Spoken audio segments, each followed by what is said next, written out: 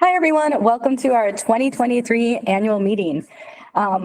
We are going to start with just some friendly reminders. This is a virtual meeting, and so just note that you're coming in with your mics mute and just to ensure the quality of this meeting and the experience for everyone here today. There may be a delay as we switch between presenters, and so please bear with us and thank you for your patience. We will have a short Q&A period with Anya from received questions prior to this event. If you have other questions that come up, please don't hesitate to reach out via email. We will be sure to get back to you with those responses.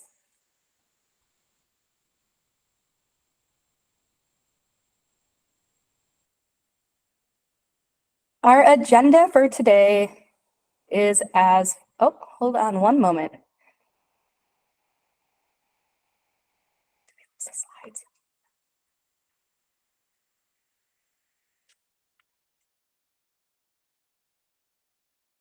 So our agenda for today is as follows. We are going to have a welcome and introductions of board members. We'll be skipping the approval of the agenda and the minutes at the moment as we do not have a quorum yet, but we may come back to those. We'll have a year in review from our general manager, Anya, a financial report, owner Q&A, and then an exciting addition to this year in response to feedback from our owners. We'll have a local farmer panel discussion. And if you hang with us all the way to the end, we'll close with our prize drawings.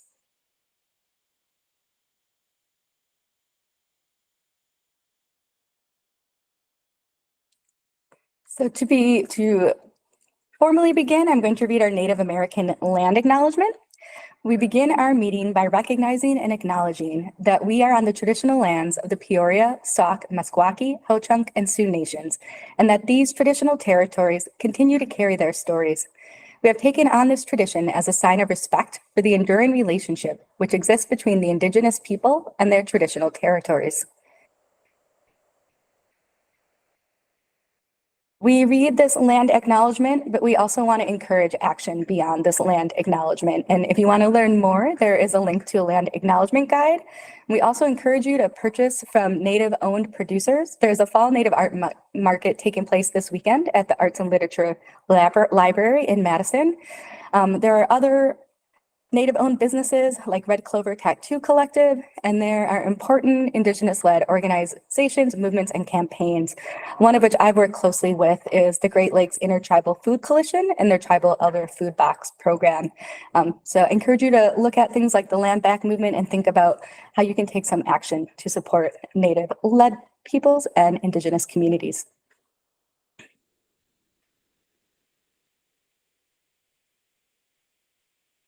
So I'm going to take a moment here to introduce your 2022 to 2023 Willy Street Co-op board.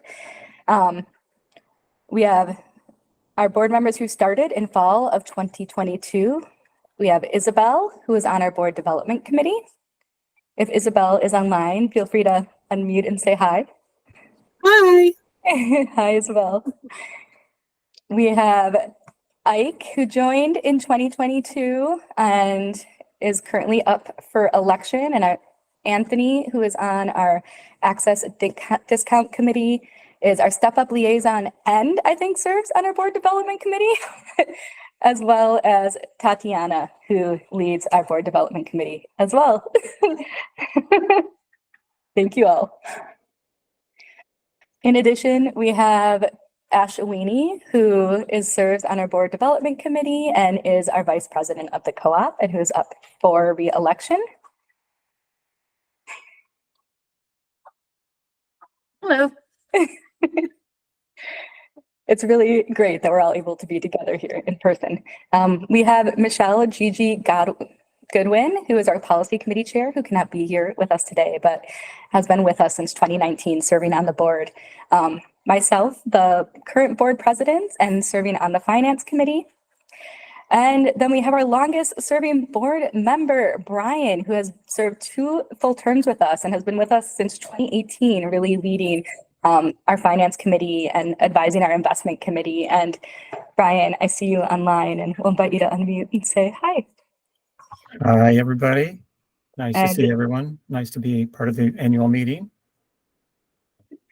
We are very appreciative for Brian and his 2 terms of service and look forward to him engaging with us as a member at large.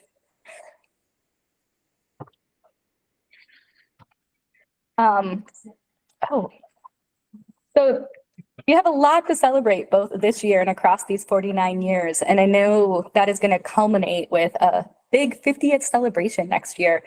First and foremost, I want to thank all of our members for being committed to our shared vision of nourishing a sustainable, accessible, and equitable food system where everyone can participate. We are fortunate to have a fantastic team of staff and employees and partners who help us support this vision through boots on the ground work every day. Combined, you have all helped our store be profitable and offer patronage, and this is a good sign for the future of the co-op. Last year, I shared that one of the board goals was to move through a strategic planning process with management. After many months, conversations, and input from you all, we have arrived at 3 strategic priorities that will guide us for the next 3 to 5 years. Having these 3 priorities provides us a focus for tactical planning and for aligning effort and resources in service of moving these priorities forward. Though we have called out these strategies, it is important to note that they augment and support our current work and values. So I look forward to seeing how these strategies develop and take form in the years to come. With that, I will pass off the mic to Anya, the general manager, for her annual update. Thank you, Sarah. Hello, and welcome to this year's annual meeting. Thank you for joining us in this virtual meeting format, which allows us to be together without being in the same place. This year, we celebrate 49 years of being in business, which means next year we will celebrate our 50th anniversary, half a century, a milestone indeed. But before I get ahead of myself, I'd like to share a few highlights from last fiscal year. For many years, much of our business has been fairly routine, employing people, buying products to sell, and serving our owners and customers. Last year was no different. At the end of the fiscal year, we employed 387 staff. Our sales totaled just over $62.5 million, and we served our 33,372 active owners, as well as our non-owner shoppers. The sale of local items last year were 32.3% of total sales, which were sourced from 450 local vendors. So, in the world of grocery cooperatives, Willy Street Co-op is considered one of the country's largest consumer grocery co-ops in terms of sales volume and total active owners. We operate 3 retail stores, a production kitchen, and a centralized administrative office. Last year, not only did we sell a lot of groceries, the board and management team has been conducting strategic planning work to determine what areas need special focus in the next 3 to 5 years. We have narrowed the list to 3. Ensure the future success of Willy North, become an employer of choice in Dane County, and empower our owners and shoppers on their wellness journey. In tandem with these priorities, we have various goals like DEI and deepening our commitment to local vendors, community stakeholders, and our community that remain important and we will continue to pursue. These 3 strategic priorities were identified as being the most time-sensitive and having the biggest opportunities for improvement while helping us to further our DEI efforts. The board has directed the management team to develop projects to achieve these goals and metrics to measure how well your co-op is making progress towards them. Stay tuned for future updates. A couple of big projects to report from last fiscal year. We launched an inclusive trade program, a program designed to highlight products from companies owned, managed, and operated by individuals from underrepresented groups. A vendor is considered an inclusive trade vendor if it is at least 51% owned, managed, and operated by a person or persons who belong to one or more of the following groups: women, Black, Indigenous, and people of color, LGBTQIA+ people, veterans, and persons with disabilities.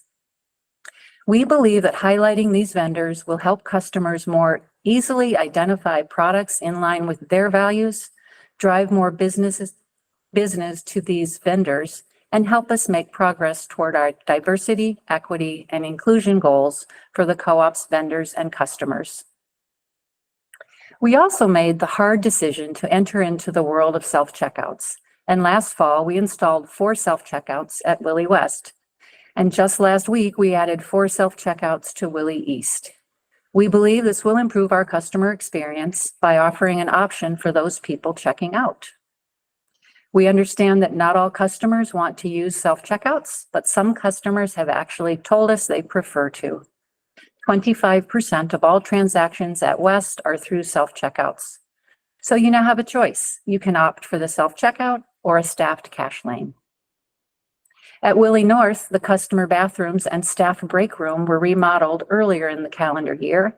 We did this work for 3 main reasons: to update old fixtures and equipment, to change the 2 single-gender bathrooms to 4 gender-neutral bathrooms, and to create a more functional break space for the staff to use.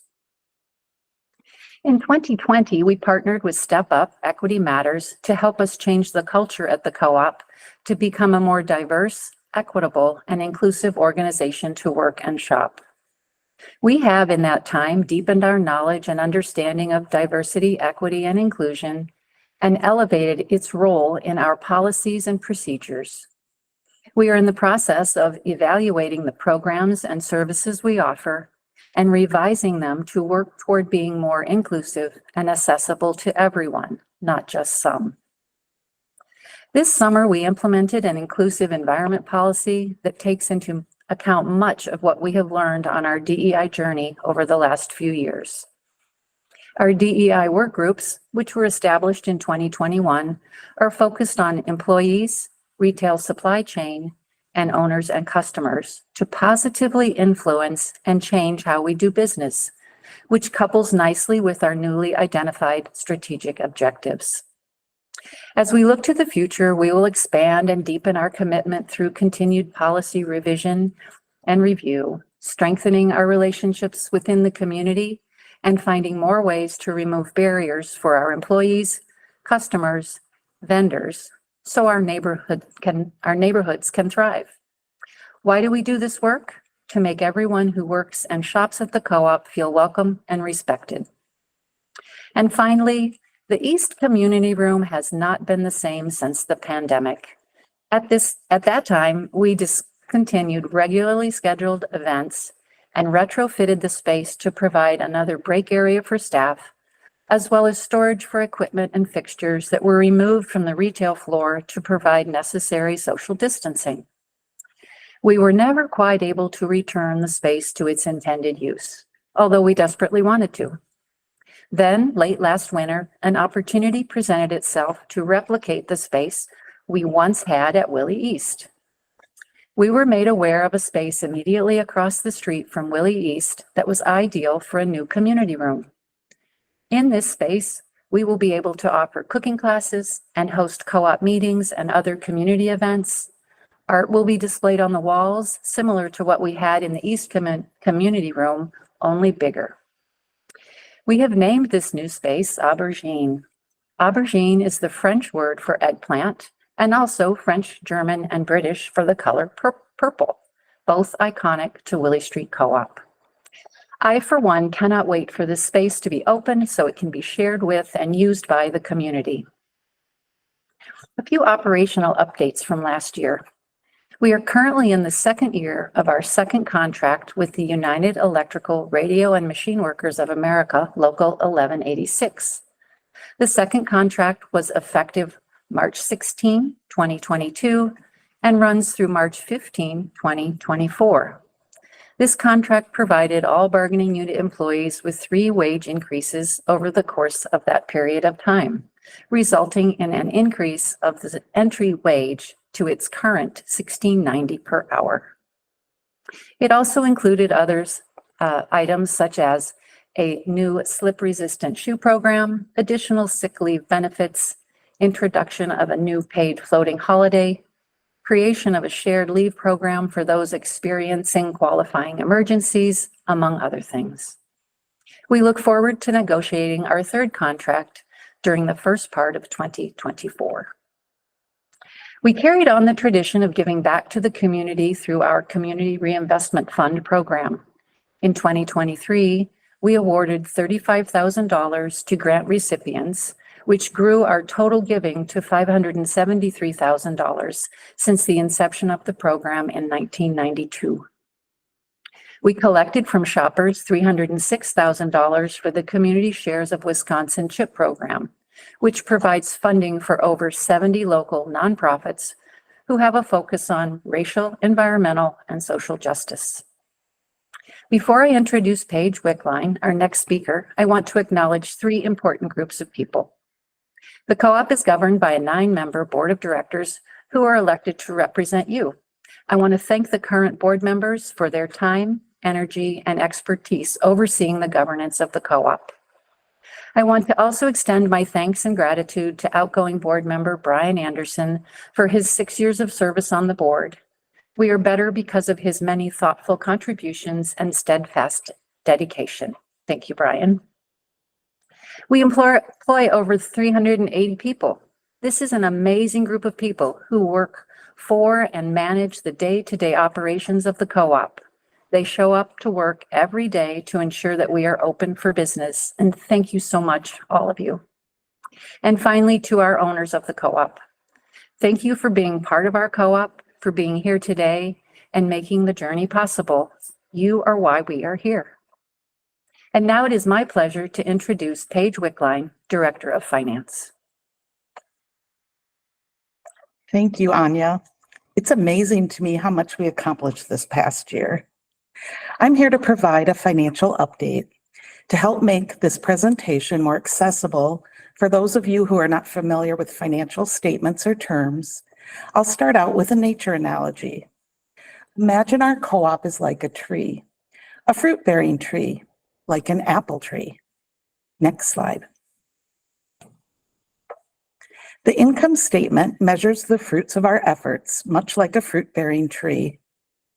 Our co-op has an annual yield or net income or profit that is reset every year and reported on our income statement.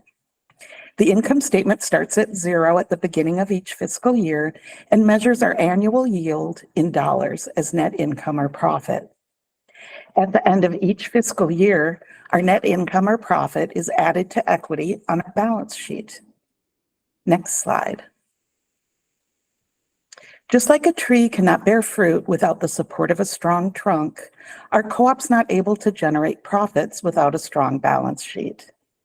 The balance sheet's a picture in time that measures the cumulative results of our business efforts since we incorporated in 1974. The balance sheet is what sustains us over time during high yield years and low yield years. The co-op balance sheet measures what we own and what we owe. What we own are called assets, and what we owe are called liabilities. Our equity is what is left over after we subtract what we owe, our liabilities, from what we own, our assets. Next slide. If you take a cross-section of a tree trunk, you can read the story of each year in its life. The thin rings are from lean years with little growth, and the thick rings are from abundant years. These rings are like the equity section of the balance sheet. Next slide.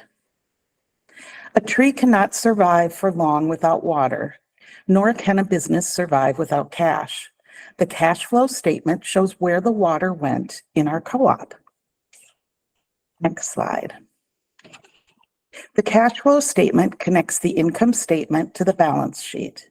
It tells you how much cash was generated or consumed by the income statement and how much cash was generated or consumed by growing the balance sheet.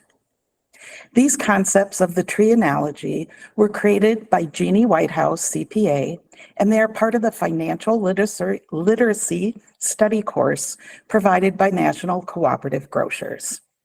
Next slide.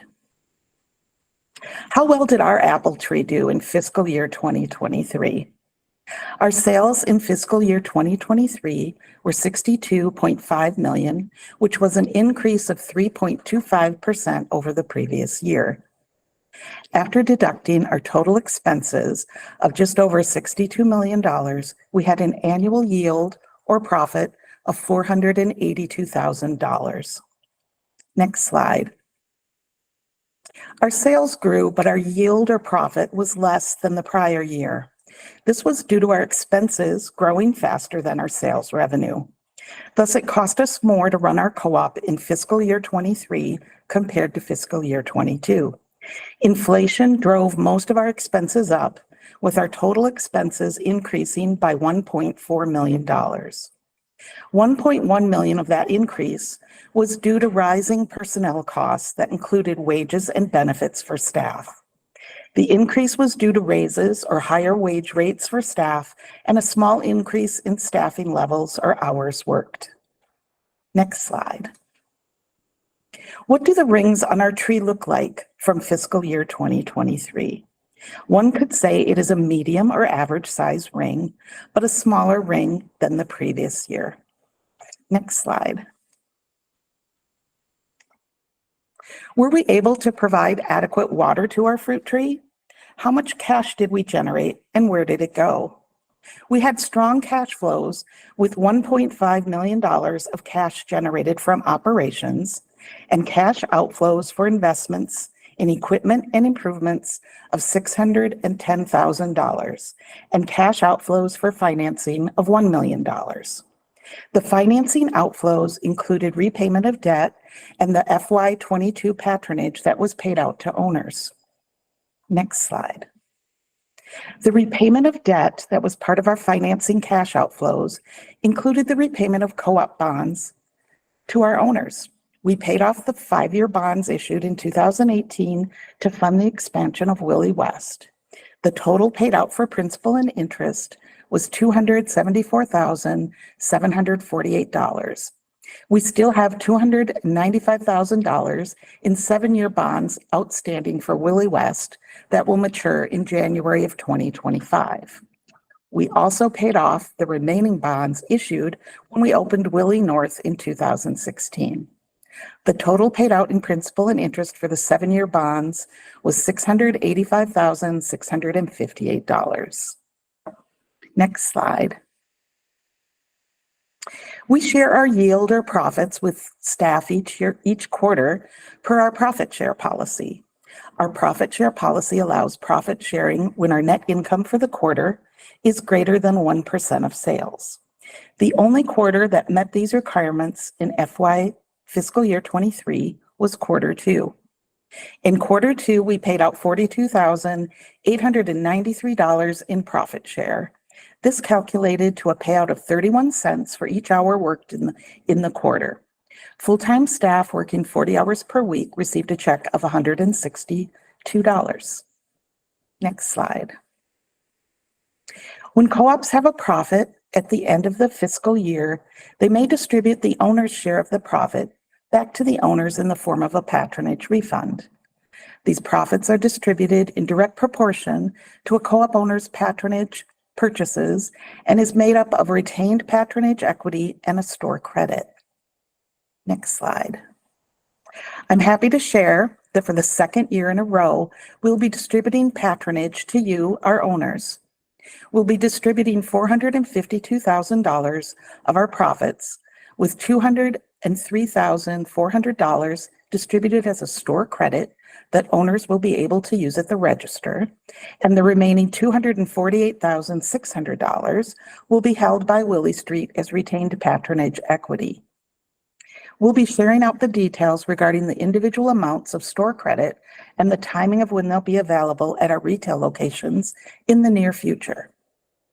We had another successful year financially where we generated cash flows to fund pay increases for staff, a small profit share for staff, and patronage refunds for you, our owners.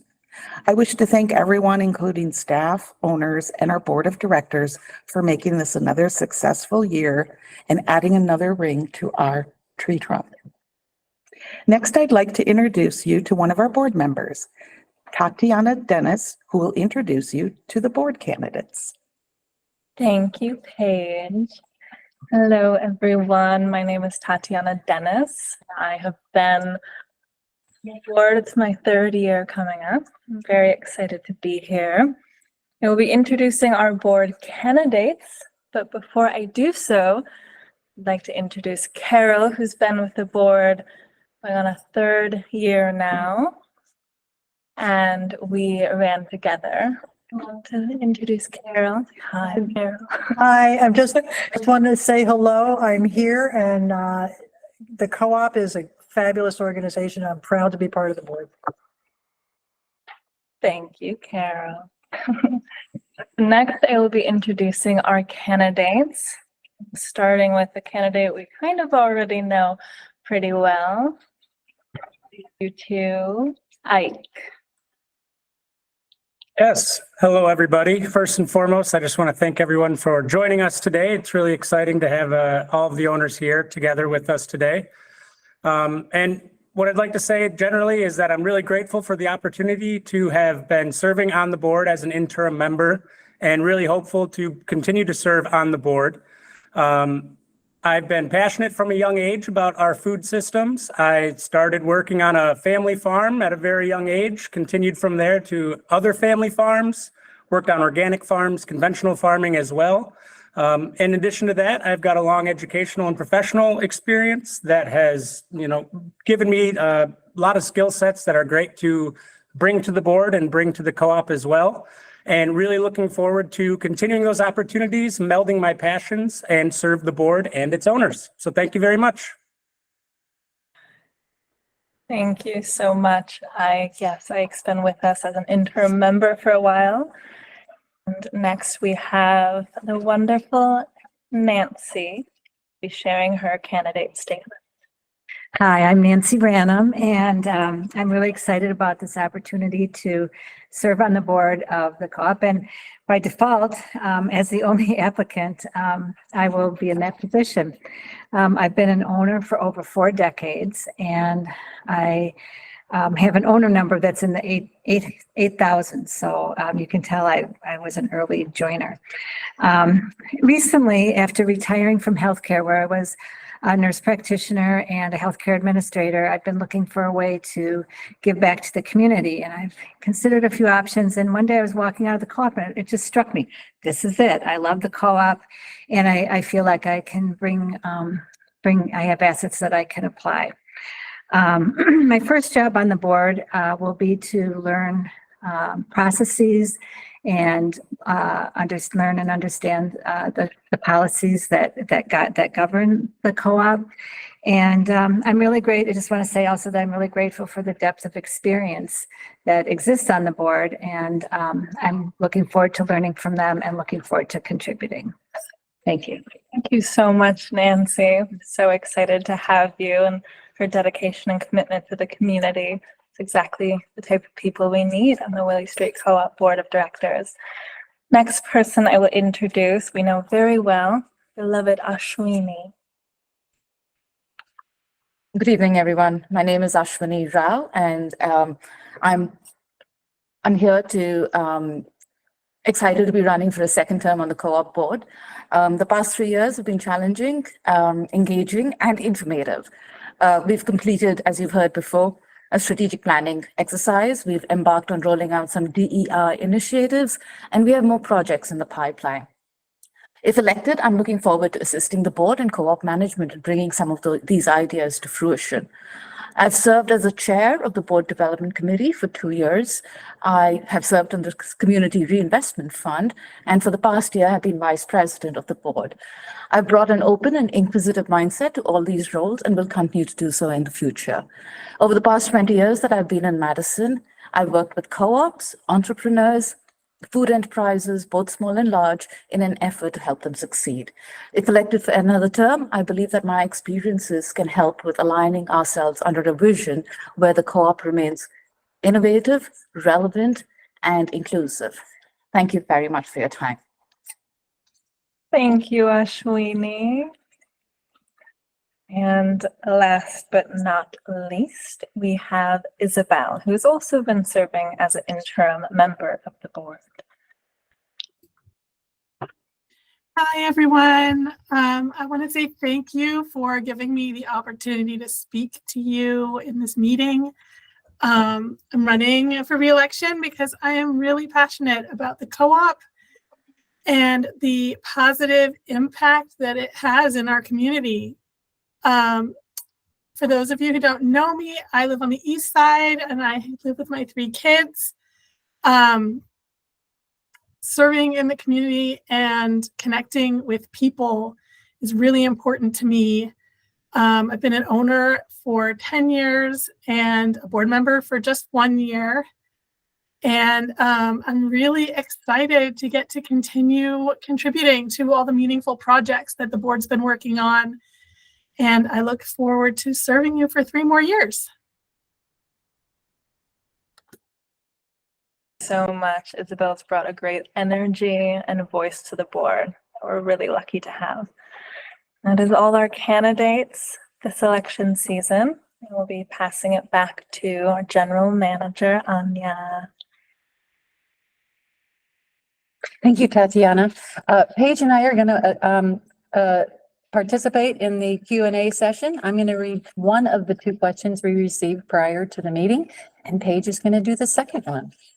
So our first question, can we reduce the use of plastic in co-op packaging, less packaged produce such as mushrooms, dried fruit, etc.? Or can small bags be used instead of plastic boxes for the fruit if fruit is pre-packed to avoid spillage? So Andy Johnston, produce category manager, answered this question, and I'm going to read it. Thanks for sharing your concern. It's one shared by many of our owners and something we are continually working on. Plastic use is a hot topic in the produce industry as a whole. Waxed paper, clamshell containers are starting to be used as alternatives to plastic ones. Additionally, many of the plastic clamshells you'll find in our stores are PLA plastics made from renewable energy sources such as corn, cassava, or cane sugar. In addition to paper bags, we offer customers bags made from recycled ocean plastic and compostable PLA bags. Often, we don't have a choice on how the product is packed. There are literally a handful of large agricultural cooperative companies that supply most of the North American market with fresh berries, similar to Ocean Spray Cranberry Cooperative model. Hundreds of farms marketing their product under one brand. Unfortunately, we don't have a lot of influence regarding what type of packaging they use. We do our best to offer a bulk option for most of the packaged items we offer. We offer bulk and bagged apples, citrus, potatoes, carrots, and onions so that our owners can choose the option that is right for them. Bulk salad and spinach sales have been lackluster since bringing them back post-pandemic. Unfortunately, the mushroom category has performed so well without the bulk option, we currently do not have plans to bring them back. Thank you, Andy, for that answer. And now I'm going to turn it over to Paige. So our second question that we received was, is the co-op considering opening a store on the south side? I'm going to say that our current focus is on making sure Willy North continues to grow, as both Sarah and Anya mentioned in their reports. After the pandemic, Willy North sales didn't recover to the extent that East and West did. If a space presents itself that is feasible to support a grocery store, including reasonable rent, we would look into it. And that's it. We do offer, if you have additional questions, please don't hesitate to reach out to any of us. You can find our emails on the website. So thank you for that. Now, please turn your attention to Sarah, who's going to lead us through the panel discussion. Sarah? Thank you, Paige and Anya, for those updates. It's really exciting to hear what we've been through in the last year. And I love that metaphor, Paige. That was really great. We are going to be transitioning into our farmer panel. Before we do so, and in order to allow us to kind of get them set up and ready, we're going to take a short break. So please, we'll be back in about 5 minutes.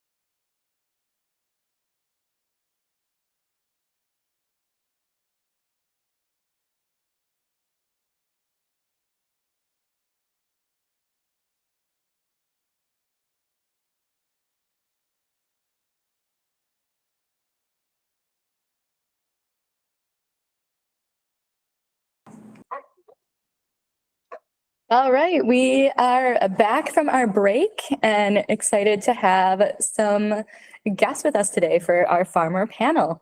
So I'm really excited and grateful to have Steve and Beth with TP Produce and Tommy with Vitruvian Farm with us.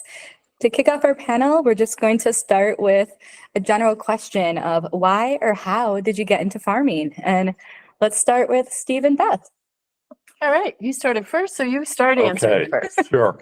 I grew up in a row house in West Philadelphia, and I'd never set foot on a farm until I moved to Wisconsin in my very early 20s.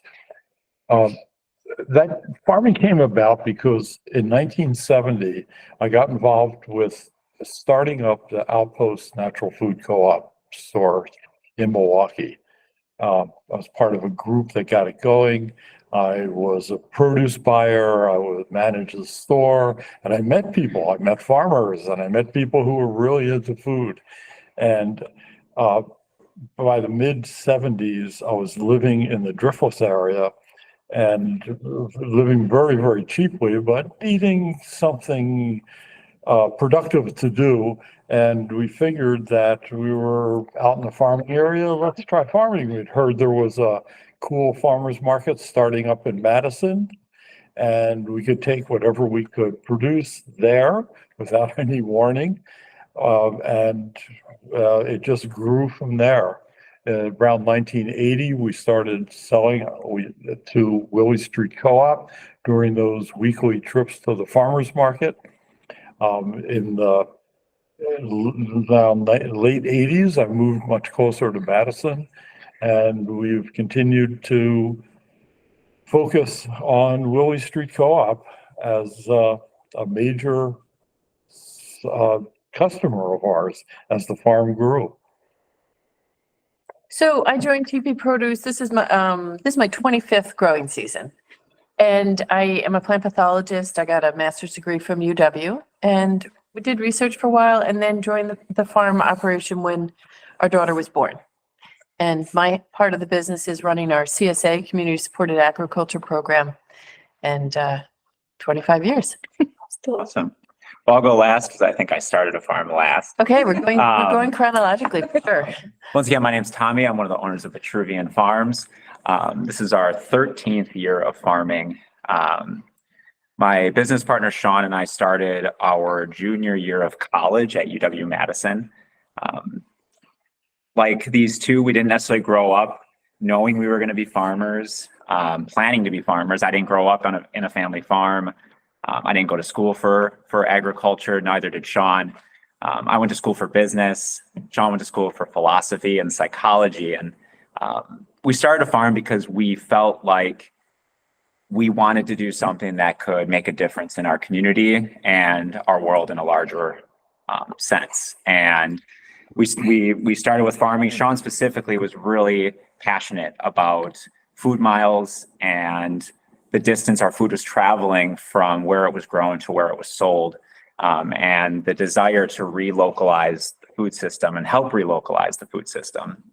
I think it's really easy to see where we are today and say, wow, we especially Madison, we buy local, we support local, the co-ops exist, they're thriving, our restaurants buy local. But 13 years ago, that kind of local food movement, at least on the restaurant wholesale scene, was kind of just really taking off on more of a mainstream level. And we kind of were on the beginning of that movement. Not necessarily we were doing it, but we kind of joined in at that time. And we really want to be able to use farming as a tool to grow food in a way that's beneficial for the environment, as well as beneficial to our community. I'm really passionate. One of the reasons I got into farming specifically is I just feel that food is, when we're having food, when we're having a meal together is when, I think we're at our happiest. And I really want to be a part of utilizing food as a vehicle to improve our community, bring people together, and improve ourselves, not only with each other, but our personal health and our personal wellness. When I was first getting involved with the Outpost, it was really a political moment. we were looking for something to set up something that was an alternative to the standard eating, standard way of getting food to people in the cities. And it really had a lot to do with setting up alternative systems that we could use as much as the health and welfare of individuals. Yeah, I feel like you guys are kind of leading into this next question because we know a lot tends to have changed, right, over the time that you have been farming or in this kind of movement and these alternative systems. And so you've touched on that a little bit, but I'd be curious for you to speak a bit more to what changes you've seen in the time that you've been farming or kind of thinking about this food work and how that maybe has impacted your farm practices or the business model for your farm to ensure it remains viable for the long term. I can start. I think that's there's so many areas you could focus on. I think one thing that we see just on a farming side, when we first started, it kind of felt like being a small scale farm, there was either hand tools and doing everything by hand or large scale equipment. On the small end of that, a tractor, a huge, washing system, things that cost thousands, if not hundreds of thousands of dollars. And when we first started, it kind of felt like we had those two options. And at our scale and what we're trying to do with our farm, there were some things in the first few years that really helped propel us from one step to the next. And these little kind of handheld automated tools, there was kind of this glory around the backyard farmer that really spurred things like these handheld automated harvesters that are driven by a drill or these planting tools that all the cells of a transplant tray are connected by paper. And instead of pulling each plug out and plopping them in, you can just walk with this thing and they're pre-set to the right spacing. And these things didn't exist, or at least didn't exist for buying in this area when we started, and now they do. And it's really allowed more farms, I think, to find the opportunity at a small, medium scale to do things efficiently enough to be somewhat competitive on price and then be able to make a living doing it. If it's not there yet, but I think those are that's one of the biggest changes I've seen in the farming aspect. Mm-hmm. Yeah, I completely agree. I feel like the resources have grown so much in the 25 years since I've been farming. And when I left UW 25 years ago, organic was, nobody at UW was doing serious research on organic farming systems. And now we have dedicated faculty up there. Out a chair, sponsored by Cliff Bar. Yeah. Yeah, exactly. And, we've watched over time as, among the research community, our style of farming, our scales of farming have gained additional credibility and attention from the research community. But then there's other resources as well, the sharing among farmers that has been coordinated through things like Fair Share CSA Coalition and Marble Seed. There's just a lot more resource sharing among farmers as well. Mm-hmm. Yeah, and I think one thing I've seen with just, the community, when I first started, I remember regularly being at a farmer's market and having somebody comment on the cost of our food being too expensive. Mm-hmm. And I just feel like in the last, maybe it was kind of around COVID, it felt like there was maybe a unique change to the appreciation for local food. And something we never hear anymore is your food's too expensive, or, you should charge less. A farmer's market should be cheap. Mm-hmm. And there's been this, I think, appreciation for not only what it takes to be a small, medium farmer and what those costs are, an effort to want those farmers and the people that help support those farms to have a better life. But also understanding the difference between food grown organically and local and fresh versus something that is coming from far away, something that might not have the same flavor profile, and that there is a difference, and that difference is valuable. Yeah, when I started farming, organic farming was kind of an unknown, open-ended project. Make it up as you go. Just trying to figure out how to do it.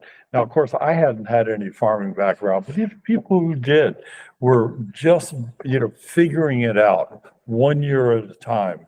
Right now, there's so much more information available for beginning farmers or even very experienced farmers. There are conferences, a lot of information online, books, mentorships that are actually being subsidized by state and federal governments. There are programs all the time to help people transition from conventional farming into organics. And there are markets available that weren't around for many years after I got started. So it's so much, I'll say, easier for someone to jump in. And there are paradigms, like Tommy was saying, the small scale tools that are available are so much more sophisticated than what we had. When I never had the vision of wanting to be a small farmer. I was really a machine head, and I was very attracted to farm equipment and machinery once I got out to the country and saw what was there. So being in Wisconsin, there was plenty of equipment and machinery to use, but none of it was really all that suitable for the type of vegetable farming we were doing. So even today, a lot of our equipment comes from Europe, and it's suited to the 20 to 40 acre farms that are really prevalent in Europe. Mm-hmm. Yep. Yeah. Our greens harvesters out of Italy are this paper pod transplanter, I think, originates out of Japan. Correct.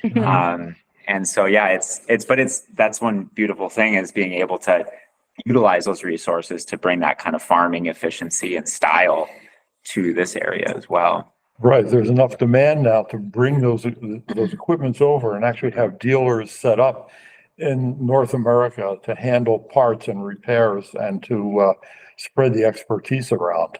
Yeah. It's really made a difference for us in the last 10 to 15 years to have those European tools. Yeah. I'll say one thing that hasn't changed is that farming is still really hard. Yeah. Somebody was looking at my question list and they're like, are you asking them what time they wake up in the morning? But that hasn't changed. It's too early. I don't wake up that early. Oh. Personally. I mean, I guess is 6 early? Is 6 early? Guess not to me, but other folks probably. Yeah. Oh, it's kind of late. Yeah. But now, Well, all of our okay staff is now. all I'm lucky to get them there by 7:30. okay. Yeah. Okay. We actually, our staff comes in at 9 o'clock. Okay. And Yeah. that's because historically, they've come from Madison and they want to have time in the evening and not have to wake up at 5:30 to drive out to the farm. We do have this slightly crazy schedule. It's Monday to Friday for our crew, Monday to Friday, 9 to 5:30. And this is banker's hours. Mhm. But we figured out a long time ago that if we keep it to that schedule, and we work hard, and you're tired at the end of that day, but if we keep to that schedule, people can have a life outside of work. Yeah. And that's part of why we've been very, very fortunate to have returning employees for many years. Yeah. But 9 o'clock, what kind of crazy start time is that for a farm? That's pretty late. That's pretty late. We start much earlier. Yeah. Yeah, Yes. yeah. Our day doesn't start at 9. You guys were touching on how the markets have changed, right? There was a period in time when organic was undefined, and now there's certifications and it's defined, and the markets are in different places. And now, I think you spoke to a little bit how organic has changing and maybe what you've seen change in organic farming, but I also want to add in that layer of regenerative agriculture, which is now garnering a lot of attention. And I was just at the Regenerative Food Systems Investment Forum last week and hearing, SPINS is now has 9 months of data on regenerative claims. And so I'd love to hear your thoughts on that aspect. Well, regenerative is kind of like the word sustainable. At the moment, it's undefined. It supposedly means to improve soil conditions, to get things back the way they were before we screwed up our farmland. And it's a very it's very vague at the moment, and it's just getting going. I like the idea, but I know that as vegetable farmers, we are fortunate if we can keep our soils about where they are at a high level, not going back 200 years before they were ever farmed. We're doing pretty well. Different types of farming is pasturing animals, grazing, be much more amenable to actually regenerating soil and capturing a substantial amount of carbon.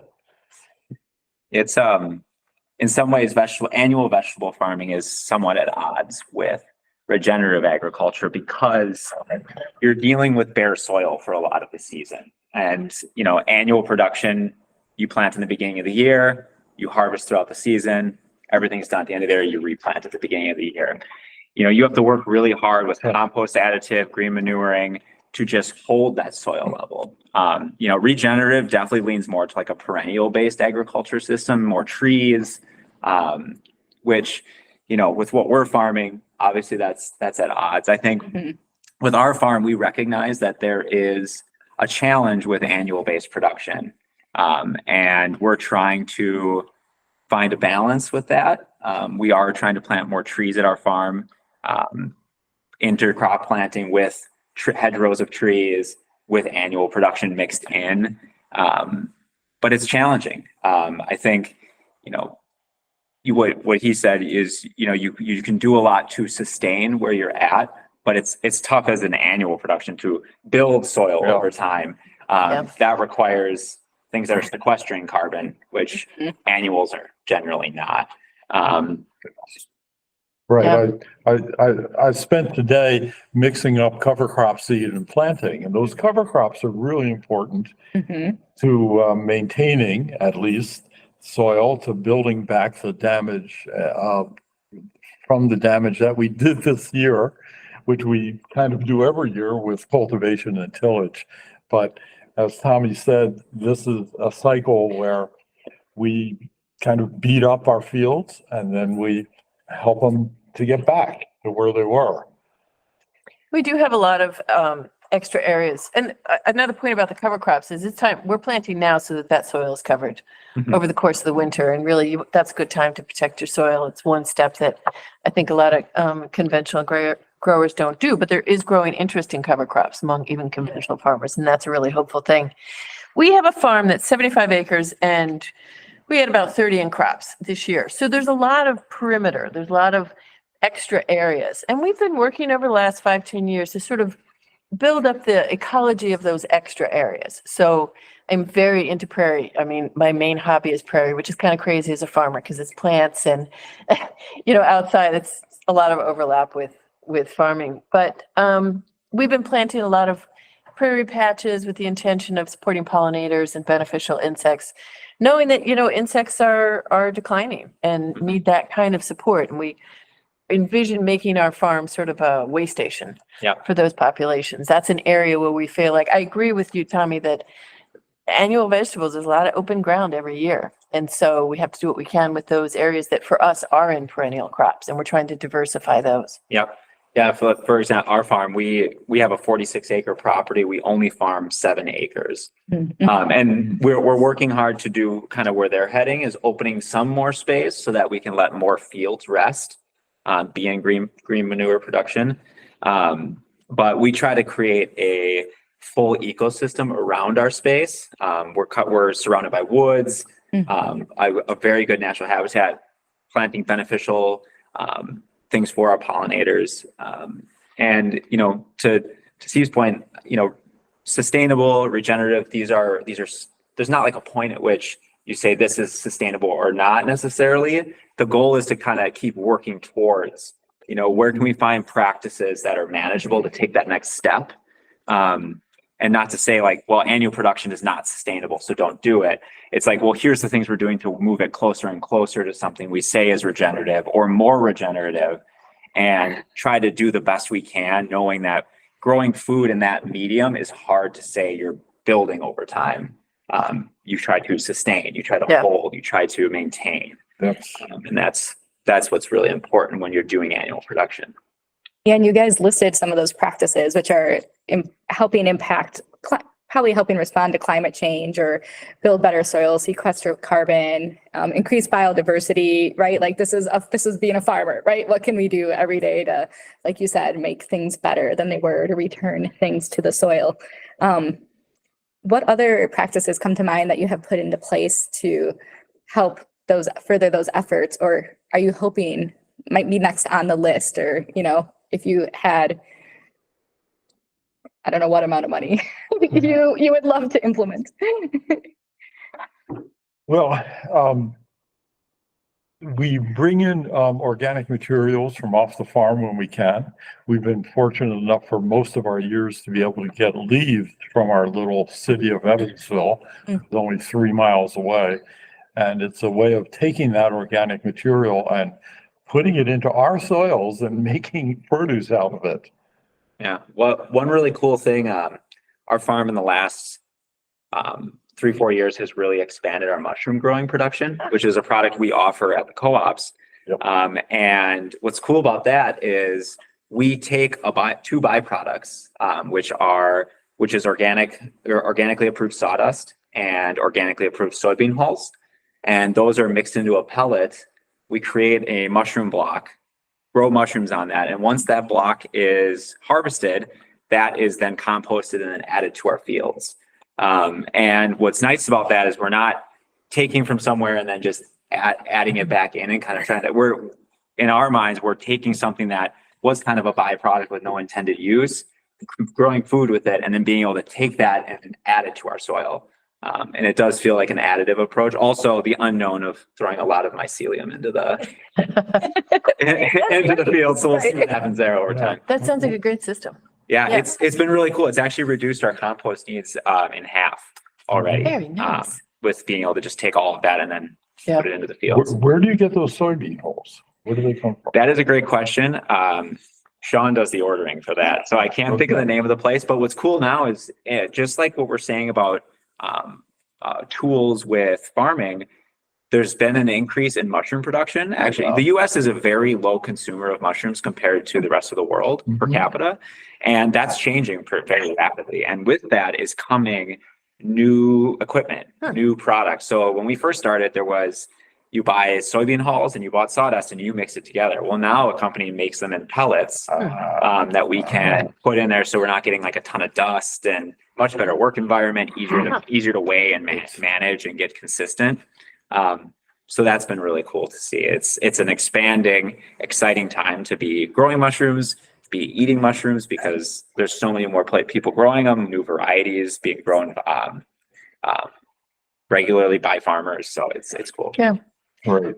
I want to take a turn answering that question as well. So we use energy on our farm. We use fuel, we use electricity, whether it's for tractors on the farm, delivery trucks, coolers to cool the produce, pumps to pump the water for irrigation. And in an effort to offset that, we installed a very big 20 kilowatt solar array. It's close. 6 years ago. It's got to be somewhere between 6 and 10 years. And that's an investment. And we did get some government support for that, but that's an investment that, will pay back over time. But it's a place that we felt we should put our money, because we don't have a system that we can get ourselves to where we are not, that we are at net zero for energy. So we have to at least do that effort. And that was a big decision, and we're glad that we made that decision. Yeah, and it provides about half the electricity that we use on the farm over an entire year. Yeah. So we're using more than it produces in the summer and sending it back into the We're tied into the grid. Yeah. We're actually hopefully going to install ours next year. So we're Okay. excited. We're on that path as well. Yeah. So, That is exciting. Yeah. What have you noticed on your farm as a result of climate change or environmental shifts? It's such a big question. Yeah. Yeah. Weather is so variable. There we go. We're just, finishing up an extremely dry year where we did more irrigation than ever before. And if you look just 5 years back, we had about the wettest year ever in 2018, where we were just swamped and working in mud the entire season. So is that climate change, or is it, I mean, yes, the extremes are probably there, but we just, by using organic techniques, by being a good organic farmer, we're developing a farm that's resilient, that can handle these extremes and still produce without degrading our soils. So that's really our best. We feel that's our best way to handle whatever is coming, is just to keep organic matter up, keep our rotations tight, and be gentle with our soils. And you're asking about our experience of climate change, but what we see, there's a lot of variation year to year in the weather. And what we see in our narrow slice of experience is not the way to say climate change is happening. I simply trust the scientific research that's been done all of these years, the documentation of the rising temperatures in the air and the sea, the melting of the polar caps. We just have to accept that it's there and look beyond what we experience for it. I can say that this year, I mean, people have said for a long time that, can we document it or not? Okay, I think there's pretty widespread consensus that the Canadian wildfires are being accelerated by climate change. And there's an example of something that we had to live through this summer. So we're working outside and the smoke and having to, lead our crews through that. I know. Terrible. I bet you blocked it out is what you did. Felt like I smoked a pack of cigarettes that day by the time I was done. That was terrible. Right. So that's an example where it is becoming clear that we're having to work through climate change. Mm-hmm. But I don't look to just our own experiences to say climate change is real. Yeah, I think that's a point is more than anything. I think what you're asking is how do we handle weather, extreme weather, and for us, I feel like one thing it's been hard to get used to is extreme weather events, really heavy rains. I mean, it feels like every time it rains now at our farm, it either doesn't rain or it rains 5 inches.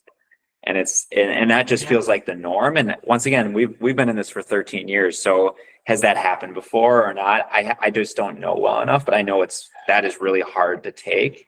For us, we've definitely moved into having parts of our business, a part of our farm that are not weather dependent. And so we've moved into mushroom growing because it's indoors. It does not matter whether it's sunny or cloudy or rainy or dry, we can produce mushrooms. We do more greenhouse growing to be able to manage our water to what we need versus what the weather says. We're opening a grocery store on our farm, a little farm store, to once again just move away from seasonal reliance on. We produce a lot of salad on the farm in the summer, and they're so delicate that a heavy rain can knock out an entire harvest. And so that's kind of how we've addressed that. That's how we manage large scale weather events. Like I said, I fully believe climate change is real and happening. I don't know if I can say what specifically on the farm is related to climate change, because any weather can be hard. I mean, drought was hard, but drought was also kind of nice in some ways because you got to control the water. And so, it was weird when it was real, when the fires hit, because stuff grew differently. It was cloudy, it was weird. Cloudy, it actually was noticeable. I mean, there was days where you swear that the produce had a smell to it. And so that kind of stuff is just, it's almost hard to even wrap your brain around, like, what does that mean for the farm, or what did we experience with that? Because you're kind of in the grind and you're just getting through it. But How are you making a really great point about being diverse on your farm? Yes. I mean, his farm's got different enterprises. We're really all outdoors. We're one of the few farms these days that do not use a hoop house or a greenhouse to grow produce. Everything is outside. But we have crops from the beginning of the season. We're out in the field the 1st of April roughly, and we start harvesting a few perennials like asparagus and rhubarb in early May. And we go all the way typically till right about Thanksgiving in the field. And then we have a huge stash of crops, root crops and cabbage that we stash away for the winter sales. So we grow about 40 different crops on the farm, if something doesn't do well, normally it's not a big deal. Something else will be doing excellently. And that diversity of crops and the chronological diversity really makes a difference. We could have terrible weather in June, but really terrific weather in September. And it balances out when you look at the entire season. And that diversity that Steve describes, sort of year-round selling of produce, has been a way to stabilize our farm. So you describe different enterprises, inside, outside, different operations. For us, we have wholesale. We grow produce for wholesale to Willy Street Co-op and to co-ops called Outpost Natural Foods down in Milwaukee that Steve already mentioned. And then we have a CSA, in which customers buy from us directly. And so summer production is largely CSA, then we transition into, and wholesale as well, then we transition into all wholesale in the winter. And it allows us to spread out the work of a fairly short growing season. And I'm sure you're doing the same with your mushroom production year round, correct? Well, the big thing for us, it was obviously the financial side of having some stability, but year-round growing for us has allowed us to retain employees. I was gonna point toward that point. We were Yes. for the first 6-7 years on the farm, we were 100% seasonal. We didn't have any employees stay. Mhm. We hired a lot of very young people that were kind of doing this for a one summer thing. So have your staff end of the year, they're gone. You start over at the beginning of the year. And that was really hard. We couldn't build. And so we started to find these ways, how can we support financially enough going on so that people can stay and people can say, I'm gonna farm here with you for a while. I'm gonna choose this as a career, or at least a job for multiple years. And that's been one of the biggest changes on our farm in the last 5 years, is having stability that we can grow. Say, here's responsibilities, here's things you could take on, and allow us to, as owners, be able to also make things better every year and not just get stuck in the work all the time. Right. It has the same effect, having our winter sales to the co-ops has the same effect for us. We can offer year-round employment to our best employees. Yeah. And so we have one woman, Maggie, I'll call her out by name, who's been with us, we think 27 years. I believe it. Yeah, those old payroll records are buried on an old hard drive somewhere. We are not sure. We're not sure. Simone's been with us this is her 24th season. We've been very lucky to have numerous people stay with us for 10 years, 14 years, 15 years. Right. And then you get this resident knowledge.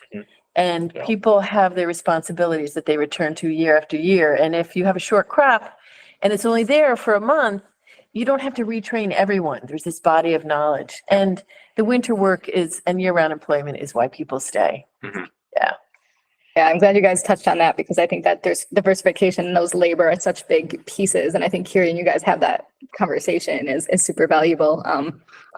I am going to pause for just one moment, because I received this wonderful note that we have quorum. And so I get a job of asking for approval of our minutes from last year's annual meeting. And I'm wondering if I can get a motion for approval of the minutes for the 2022 annual meeting. Ashwini moves, and can I get a second? My second. Thank you, Tatiana. And then Ben is going to launch a poll, and you'll see that come up on the bottom right-hand corner of your screen. And please add your vote for yay or nay for approval of our 2022 annual meeting minutes. And I will ask our next question as we wait for that vote to come in. And then if you guys want to think about it, we'll hear the response as we go from that.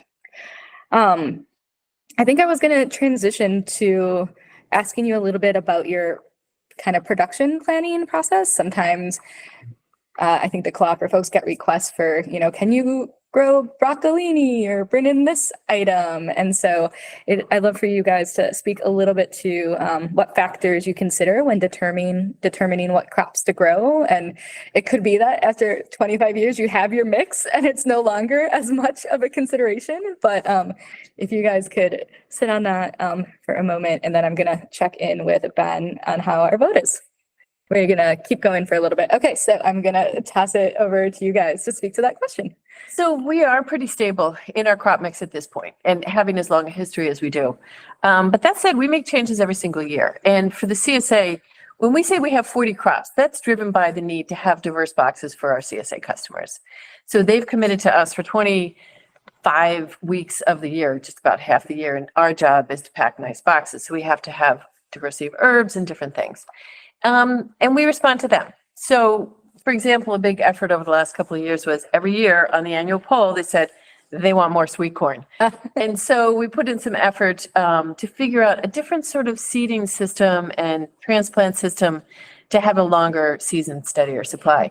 So the changes that we make are, on the one hand, tweaks, but are in response to our customers, whether it's the CSA members or you guys at the co-op, telling us that you want us to grow more or less of something. Great, thank you.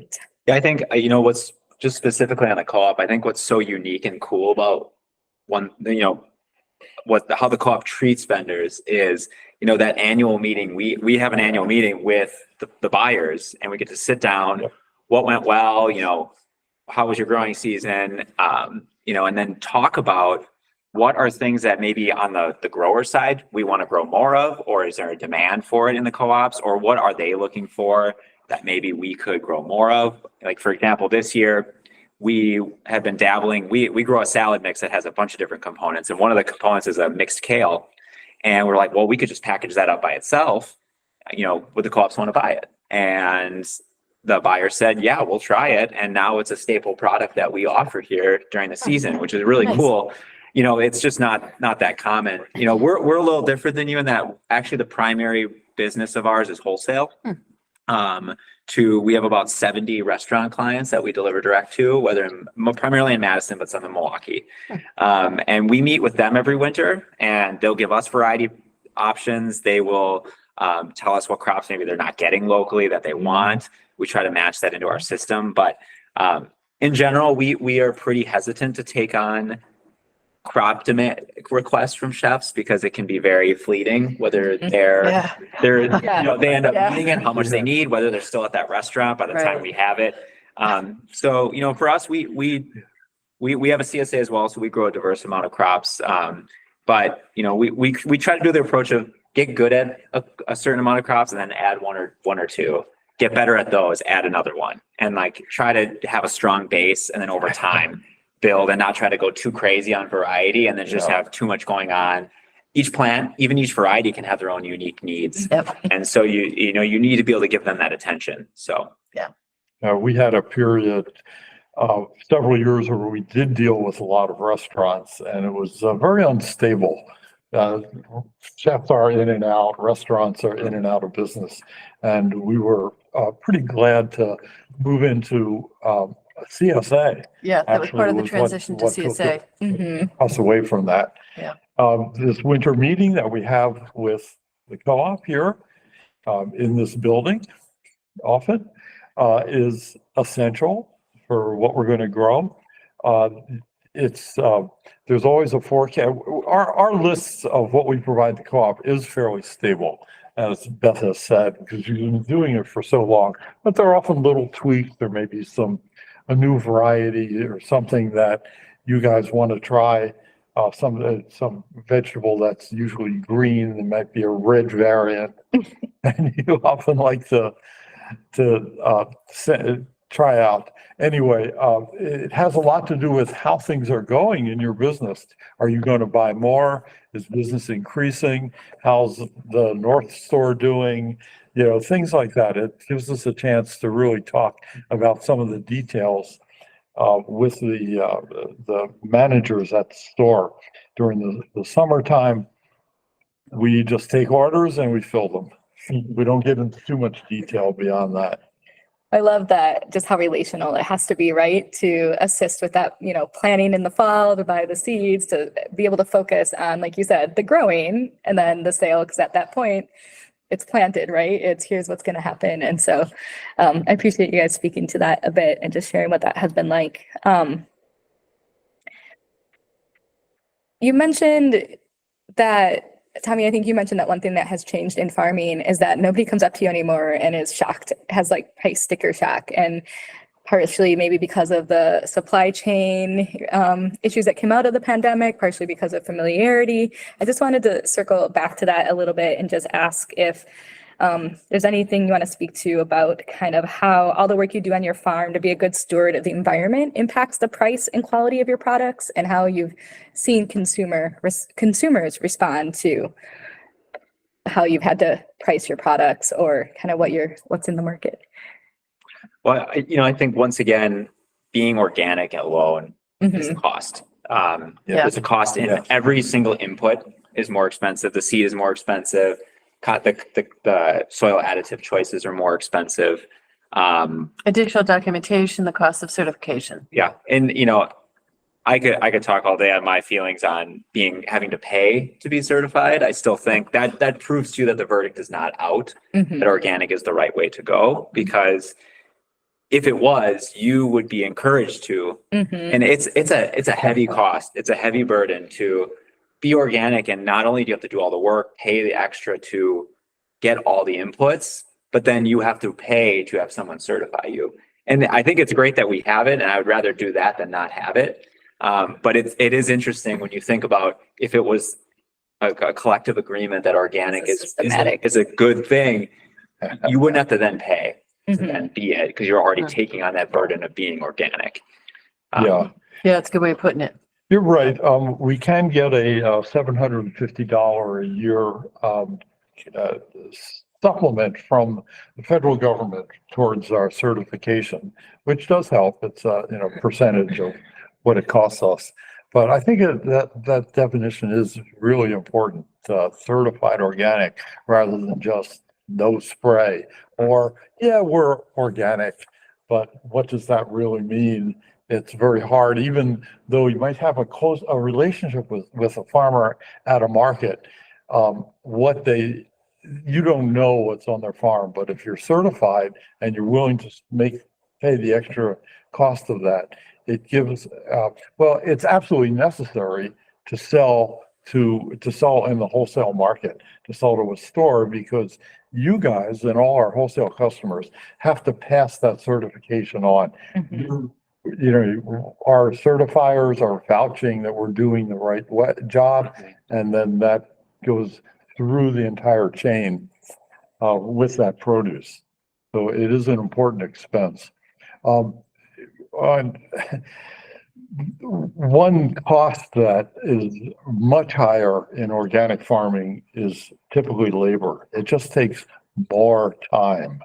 The inputs are definitely more expensive, but the biggest input is really people and the work that needs to get done in order to make crops work. We are a mechanized farm. We are an efficient farm, but we still have a lot of hand labor. And that comes with organic. And an additional cost that comes with organic is increased risk. So that if anything that we can do to prevent, to combat disease or insect problems is all preventative. Once you have a disease or an insect problem, you really can't do anything to stop it. And so we carry that risk and do the work of prevention. Whereas a conventional grower, can pull out the sprayer and do some crop rescue. So we carry greater risk. We have a lot.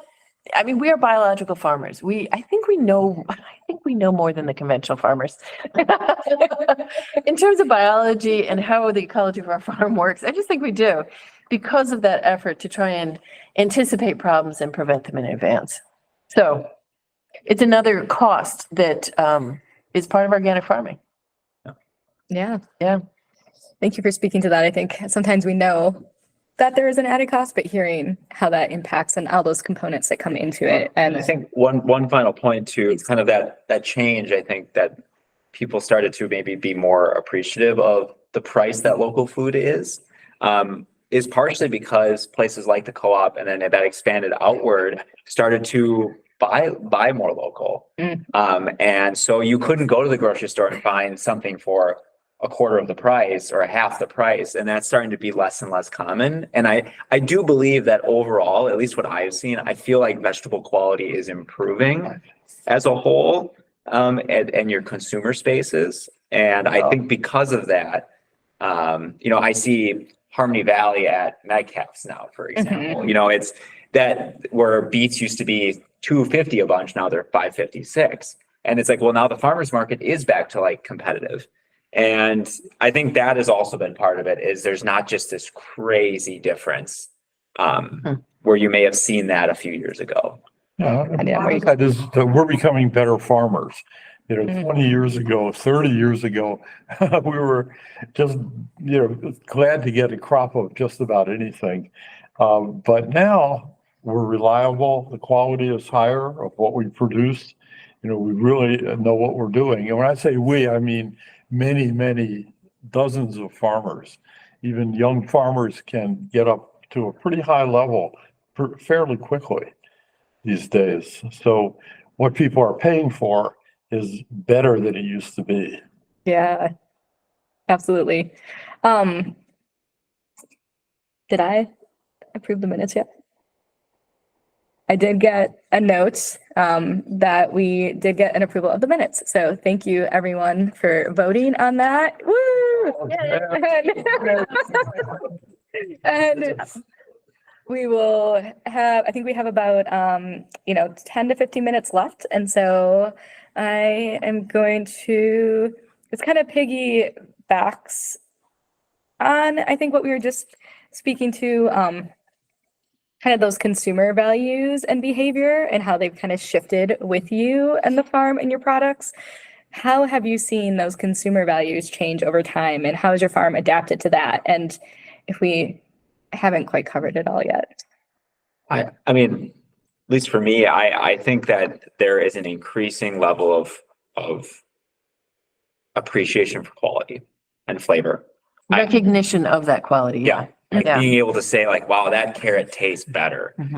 I want that, and I think I'm seeing that, our CSA program, I get to talk to a lot of individuals, and I just see a lot of people that are cooking more, putting that appreciation into the vegetables. I also see a lot more people dabbling in gardening, and especially in this area, which, I've always encouraged it. A lot of people will say like, oh, does that, if they're gardening, they won't buy from you. I'm like, no, then they'll realize they have to have quality and they're going to appreciate it that much more and say, now I only can get from local farms because it's different. It's better. And that's for me. I think there's just been a larger appreciation of quality. I think once people eat good quality local organic food, it's very disappointing to have to go back to the supermarket. Right. And feed yourself, say, through the winter there. So that keeps more people on our side. I mean, I can't eat a tomato in the winter. Oh yeah, we don't bother, but We have a sometimes- freezer full. I'll eat our own frozen, but Right. it's Not gonna do it. can't do it. maybe a lemon or a lime, but not much more than that. Out of the standard grocery store. Is there anything else you'd like to add about how farmers markets or retailers and consumers going and purchasing from outlets like that, or how outlets like that really help your farm be successful?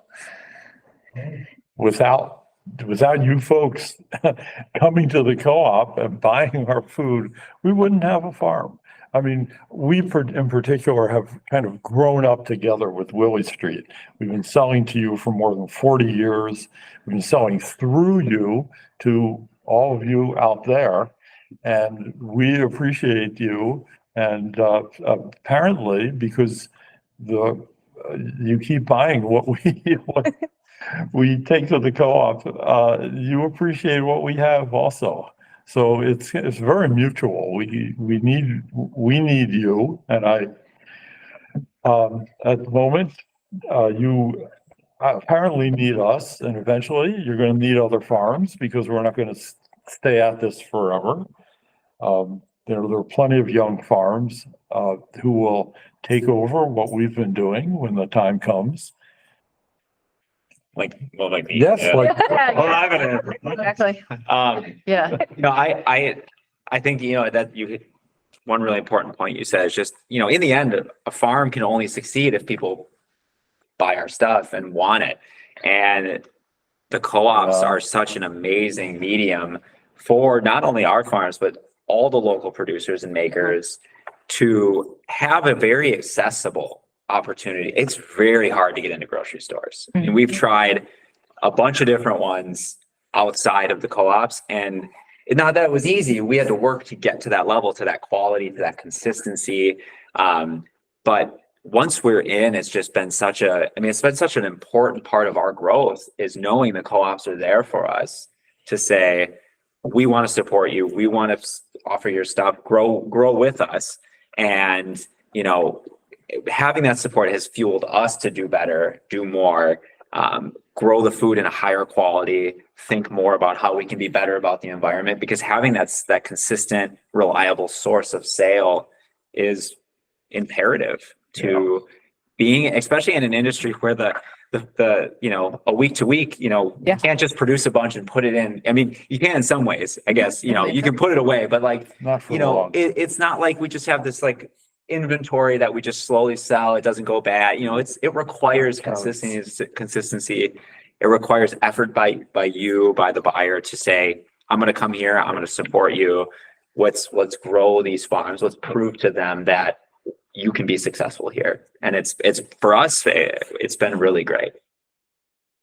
Yeah, and I think the reason, and I think both ways, right? Like the gratitude for the stewardship of the land and the tasteful quality of all those products is so very much appreciated. And yeah, I could never go back to a tomato or carrot. That is that is not. You can't do that once you've actually had a good full-bodied one. I do want to add that we have through this entire journey felt so strongly, not just strongly, but warmly supported by the people who buy the produce, by the co-op, as both these guys said, it's partnership. And then our customers through the CSA who we know as individuals, but then, we hear from customers from the co-op as well, who send us little love notes about the carrots. And that's been we get these little notes in the mail saying, this is the most delicious carrot I've ever eaten. Yeah, it's very sweet. We get little hand-drawn letters from children, and it's very sweet. So the warmth of the support through this entire journey has been extraordinary. And I don't think that does not happen in a grocery store. People who are supplying grocery stores. I just wanted to acknowledge that both at the co-op level and the individual consumer, we feel that it's that reward. I can't speak to other co-ops just because this is our co-op.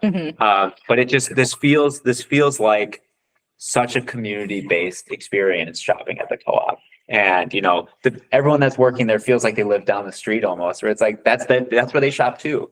It's that level of experience of community when you're in a co-op here. And I mean, it's where I shop. I drive into town for it because that's the option. We do too. Yeah. Yes, this is where we buy our food. Yep. Yeah. Not too much produce. No, Yeah. I'm also hearing if you've ever considered sending a love note about a carrot to a farmer, make sure you do. Just yes, put it in the mail, send the email, draw it. Let's get those mushroom love letters. Get the mushroom love letters out to Tommy. Make it happen. Well, I'm really grateful and thank you for joining us and kind of sharing more about your farm and your practices. Are there any other kind of final thoughts you'd like to share or anything that comes to mind of that you'd want owners or anyone to think about first to best support small local farms and to help them remain viable for the long term? Well, just keep doing what you're doing. Go to farmers markets, keep buying from the co-op. Be conscious about your choices, and take the time to feed yourself and your family well. We'll provide the raw ingredients, but there's a lot of work that you still have to do, and it's worth the time. Yeah, I think, and tell, you know, if you have friends and family that could be buying more local that, don't necessarily pressure them to, but give them good reasons why they should. Spread the word. You know, I think one thing we talk about at our farm all the time is how as farmers to not fight over the same pool of customers, but how to grow the pool. Yep. And, you know, a very small percentage of people overall buy organic, buy from the co-ops in Madison. And there's a lot of people that could be, that aren't. And I think the question is, have they not had the right experience yet to get them to? Have they not had that dinner that blew their mind that said, okay, I need to eat? You know, for me, it was a night out at a restaurant that was so unbelievable that it kind of changed my view of food forever. And so it's I don't know, it's just trying to grow that and encourage more people to support these places like the co-ops or like TB or like Vitruvian and all the other producers and makers in this area that are working really hard, that are all, you know, so many locally owned businesses are sold and supported by the co-ops. So it's great because when you buy something there, you can, pretty much are likely to know that the owner is living in this area and is excited that, you know, sales are up for them. So it's really exciting. So yeah, convince more people to buy local and keep doing what you're doing. Yeah, we have a fantastic food system and a variety of creative products and farmers and entrepreneurs, food entrepreneurs here in Madison. So use it, make use of it. Get out there and buy these foods and write more love letters. Yes. And write more love letters. I hope you get many mushroom love letters as a result of this panel after this. All right. Well, thank you again. We are going to transition to the final portion of our meeting tonight, which is prizes. And so I'm going to pass it off to Ashwini. Thank you, Sarah. And yes, you're right. We are coming to the end of the meeting. And so it is time for prizes. This year, we have organized the prizes a little differently from previous years. We have we have three categories. So the first category is the $25 winners. The second category is out of $50 in gift cards. And the final category, of which there would be only one winner, is the $100 gift card prize. So the $25 winners are Eva L., Leslie H., Isabel E., Joni K., Marianne B., David H., Kathy G., Megan G. The $50 category winners are Steve R., Mary K., Ann T., Becca S. And the final $100 category winner is Karen M. You will be receiving, all of you would be receiving an email from Liz Hawley tomorrow or in the next few days to talk about to determine the logistics of picking up the gift cards. And so please wait for those emails, or if not, feel free to call the co-op and get directed towards Liz Hawley. With that, Sarah, do you want to do the final announcements? Yes, and with that, we are coming to the end of our 2023 annual meeting. Thank you, everyone, for joining us today, and thank you again for your membership and support. Have a great rest of your night.